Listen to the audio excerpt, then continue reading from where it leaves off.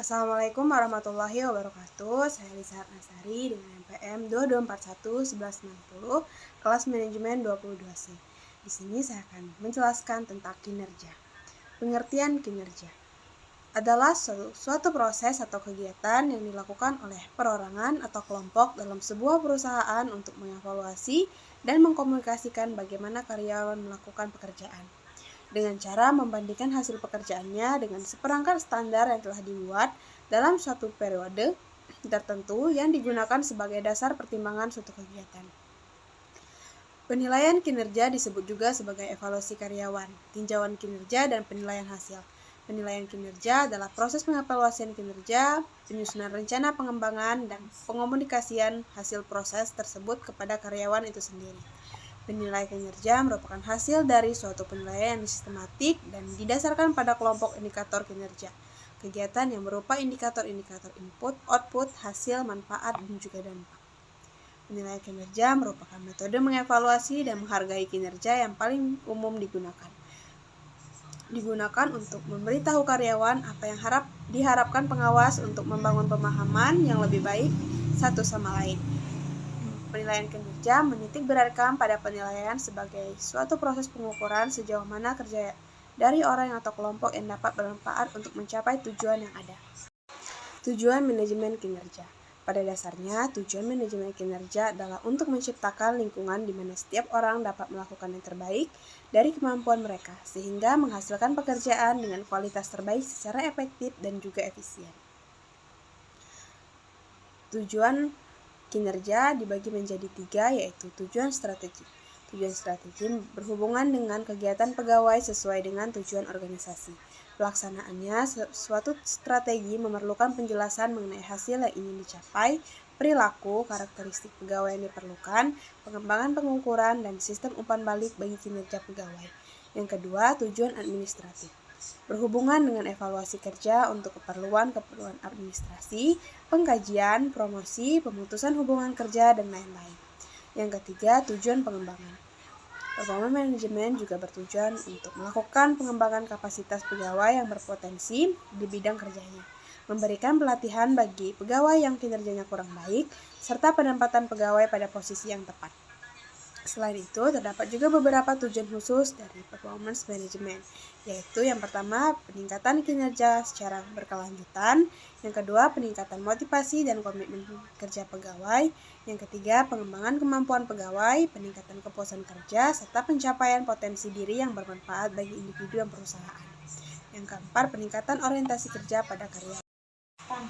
Yang lima, pengembangan interaksi yang terbuka dan konstruktif antara pekerja dan perusahaan. Yang keenam, persiapan kerangka kerja untuk kesepakatan sasaran kerja. Yang ketujuh, pelatihan khusus pada atribut dan kompetensi yang diperlukan. Yang kedelapan, mempersiapkan kriteria untuk melaksanakan pengukuran kinerja. Yang kesembilan, menjadi dasar dalam memberikan imbalan. Yang kesepuluh, memberdayakan pegawai. Yang kesebelas, mempertahankan pegawai yang berkualitas. Yang ke-12, mendukung inisiatif manajemen yang berkualitas secara komprehensif. Dan yang terakhir, mendemonstrasikan cara saling menghargai sesama karyawan.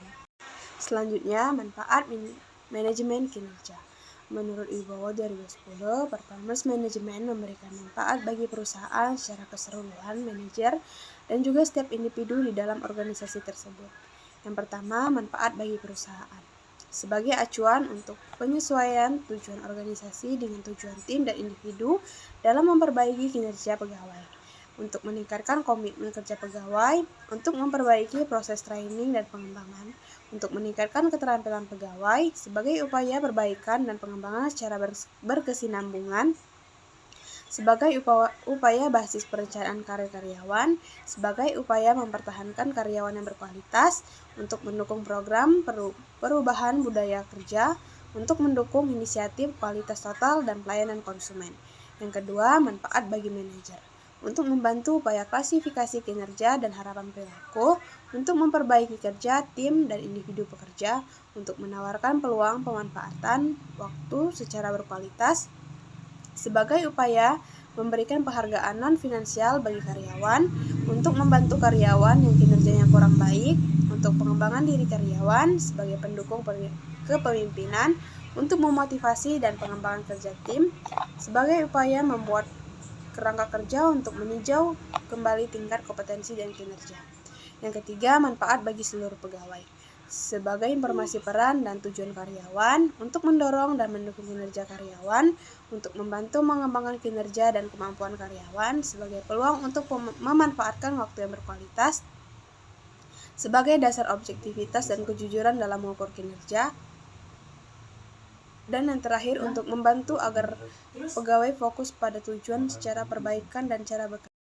Selanjutnya, kriteria penilaian kinerja dengan menetapkan berbagai target dalam bekerja. Karyawan dalam sebuah perusahaan dituntut untuk semaksimal mungkin mencapai tujuan tersebut. Apabila hasilnya tidak sesuai target, tentunya diperlukan penilaian kerja untuk mengetahui alasan dibalik hal tersebut. Tidak hanya pada hasil akhirnya, tapi proses karyawan dalam menyelesaikan pekerjaan juga turut dipertimbangkan. Yang pertama, kepemimpinan. Ini termasuk salah satu parameter penting dalam sistem penilaian kinerja karyawan. Leadership atau kepemimpinan sangatlah berguna di dalam sebuah pekerjaan. Faktor ini dinilai pada kinerja utama karyawan untuk melihat potensi mereka dalam pemimpin. Bakat tersebut berguna tidak hanya dalam tanggung jawabnya menyelesaikan pekerjaan, tetapi juga seorang yang punya jiwa kepemimpinan dalam memberikan pengaruh positif terhadap lingkungan kerja. Contohnya, karyawan dapat memotivasi rekan kerja lainnya, sehingga mereka pun semangat dalam bekerja. Yang kedua, disiplin.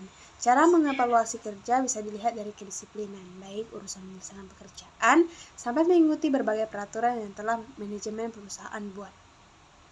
Karyawan dengan attitude tersebut dapat termasuk parameter yang baik dalam penilaian kinerja karyawan.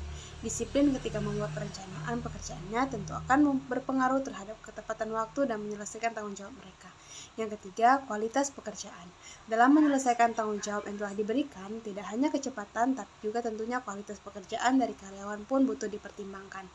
Penilaian dan hasil pekerjaan perusahaan harus tetap terjaga.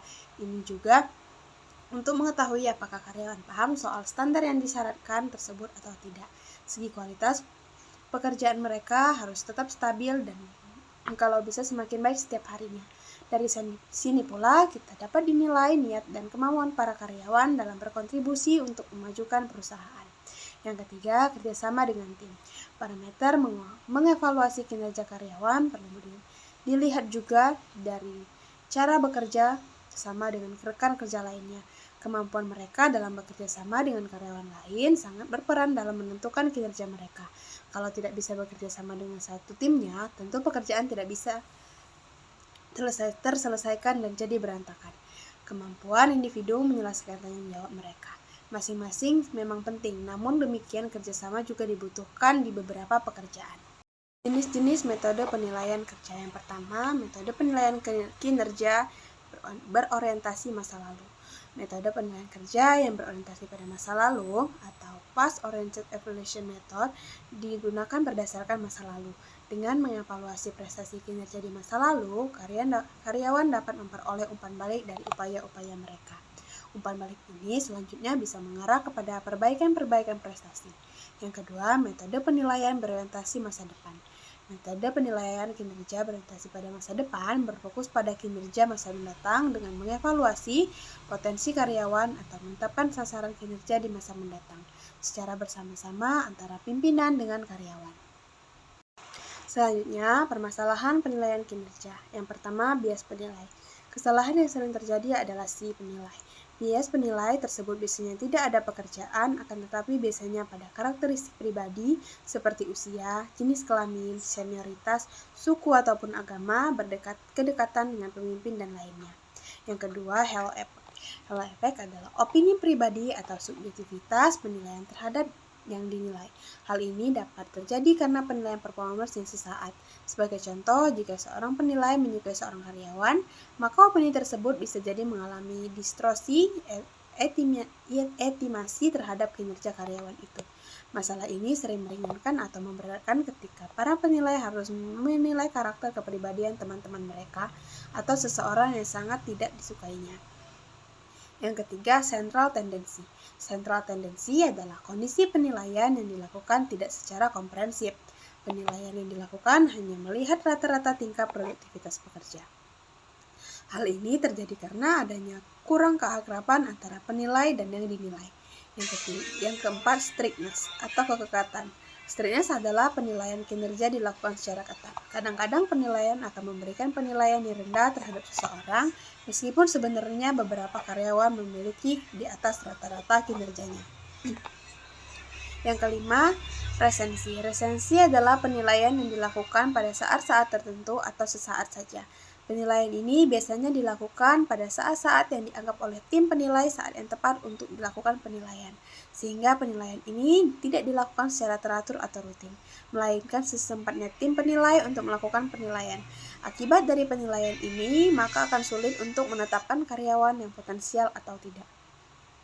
Kesimpulan dari materi yang saya sampaikan adalah penting untuk diingat bahwa penilaian kinerja bukan hanya tentang mengevaluasi karyawan, tetapi juga tentang memberikan arah, motivasi, dan sumber daya pada karyawan berkembang serta membantu organisasi mencapai visi dan tujuannya.